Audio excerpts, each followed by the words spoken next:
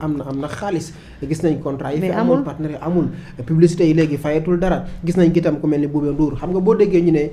presse bi dañoo war a fay impôt ñu ci bëri seen xel dafay dem ci mais Bouba Ndour Bouba Ndour may ma ko d'accord allez man sama frère boobu boo ma ko mayee mami yaa waroon wax xam nga Bouba dama ko dégg démb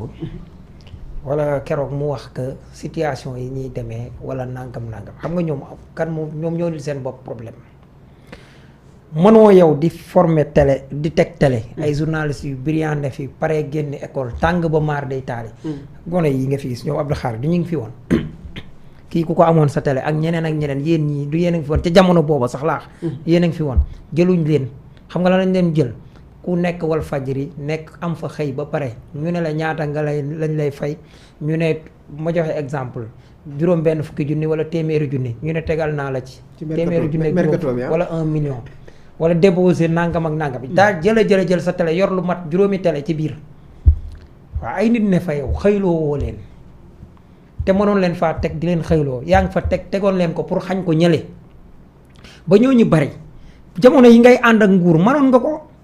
parce que tamit kenn xamul nu muy demee problème bi tamit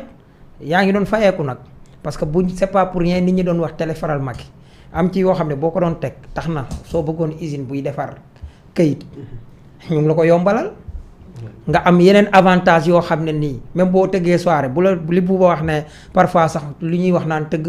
soirée wala nangam xaalis Youssou Ndour a koy fay mais ban xaalis Youssou Ndour am na yeneen privilège yu ko état defal yoo xam ne nii xaj na bu dul woon ak doxinu TFM wala groupe Futurs Médias loolu du am kon fay na ko foofu ci beneen loxo kon su ko tegaatee mi ngi taxaw léegi nag nguur moom du changé matul ñaari weer nga taxaw di jooy kon na nga daan dundee lan la yow bi dëkk bi metti ci ñëpp man damaa gis ne njëg yi ba naga ni mi ngi yokk nam toloon la toll wàññi koo gut waaye jën moom wàññiku na loolu moom sénégalais yëpp xam nañ ko waaye léegi kon bu dee ndugg mi bu doon 8000 francs am na 1000 francs yu ci teggi ko wala 2000 francs yu ci teggi ko te yow ba muy metti nga xam ne 8000 francs lay doon sénégalais yëpp di jooyoo yow loo daan dunde loolu la ci daan tax di génn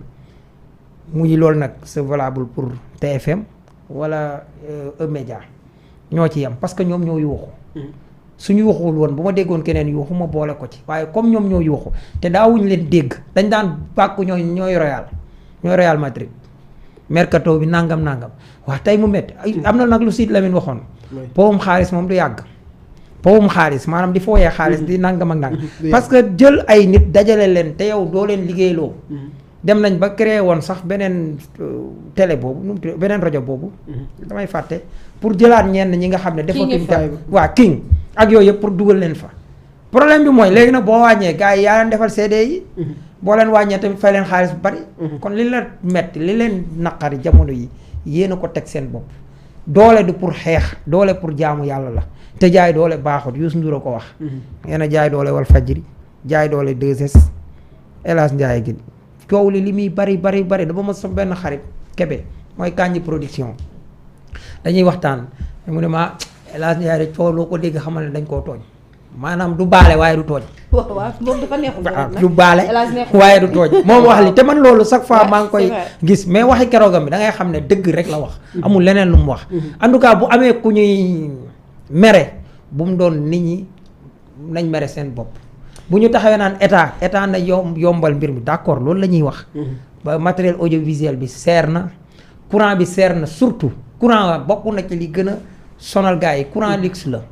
te courant li koy wàññi nañu commencé auditer kër googu West Africa Energy boobu ba seen ki centrale ba ñuy tabax ci Kounoune Macky Sall jox koy xaritam Samuel Ahmed Sarr Khadim Ballock Afrique Baba Diaw Itop capital bu yàggut Ablaye Dia dugg na ci valeur 240 milliards xam nga fan lañ ko doon tabax Mboro mais jàpp ne bu ñu ko tabaxee foofu problème mu transport maanaam pylône yi ngay samp ak câble yi ngay teg ay milliards et des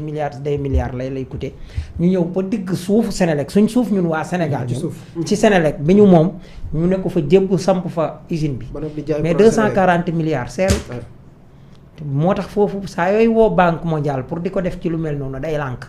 ay bëgg nga koy gën a soxla 240 milliards imaginal BRT bii 300 milliards BRT bi du ma ne bon na de naa d'accord ne baax na mais buñ ñu ko tegaloon ñun waa Sénégal commençant ci géejawaay ga mu jëm tegal leen conscientiser leen ne leen lii suñ ko defaree tabax ko Sénégal ba usine bi pare ci 240 milliards kilowatt heure mën naa jar juróom-benni dërëm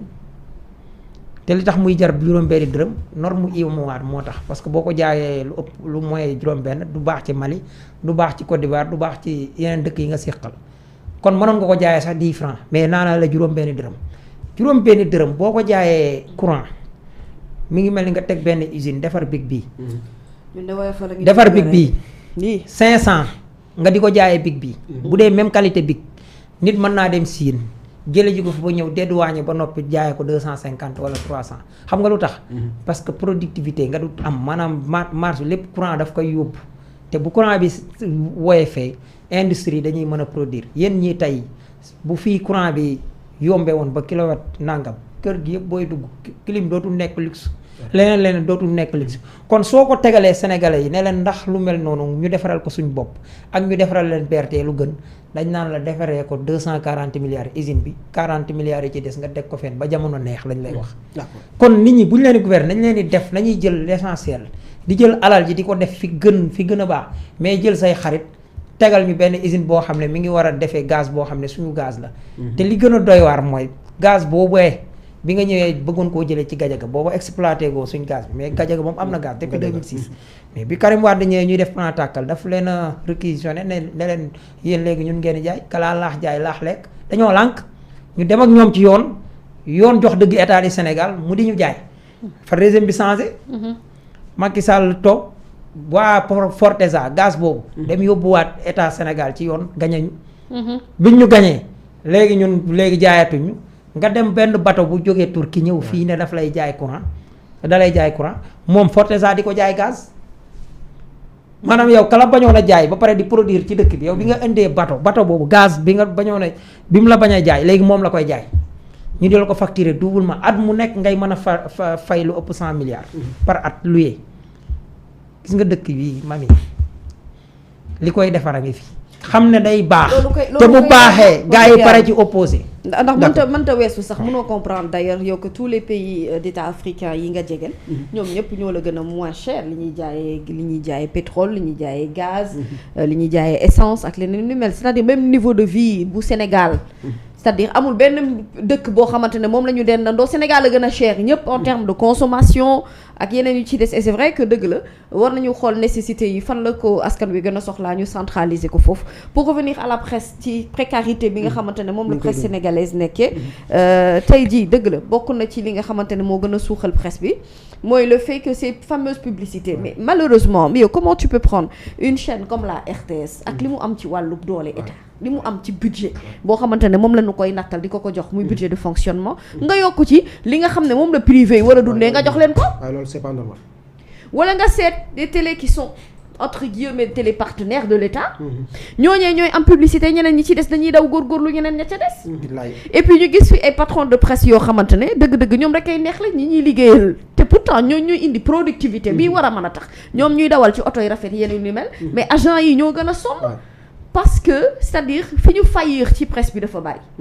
te même les associations de presse dëgg la le CORED la le SYNPICS la convention des jeunes reporters ñoom ñëpp ñu ngi fii et c'est des organisations yoo xamante ne dëgg-dëgg si seen fonctionnement ñu ngi ciy góorgóorlu bu baax a baax mais maanaam dañu war a taxawaat sur le statut même du journaliste et puis respecter li nga xamante ne moom mooy barème yi nga xam ne moom la ñu fi teg en termes de salaire selon le niveau d'études selon les expériences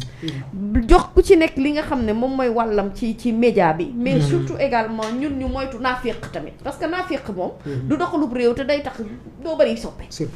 dafa am loo xamante ni foog ñu corriger ko ci presse bi nanu fexe ba également moom une certaine égalité ci principe par rapport ak yenn distribution de moyens yi nga xamante ni dañ koy def lépp lu Feeling Dakar yéen lool nañ ko nattal Feeling ba mu mat ñu jox ko ainsi de suite pour ñeneen ñi ci des war naa mën a am sax ay awards de la presse ngay gis muy am ay déséquilibre bu ci am mais parce que aide à la presse moom ci poche patron de presse yi la jëm aide à la presse moom doxoo ba gis ne aide à la presse enveloppe bi ñëw na mu am transparence nga ñëw teg enveloppe ni mu ngi nii ba ci séddale bi sax jaarul yoon. mais xanaa journalistes yi duñu presse ñoom. ak chauffeurs yi ak techniciens yi ñoom ñoo war a mën a ak reporters yi technicien mais bu fekkoon sa xaalis bi bu ñu ko ñëwee dañ koy investir par exemple ci locaux yi nga comprendre ne dañuy yokk sa état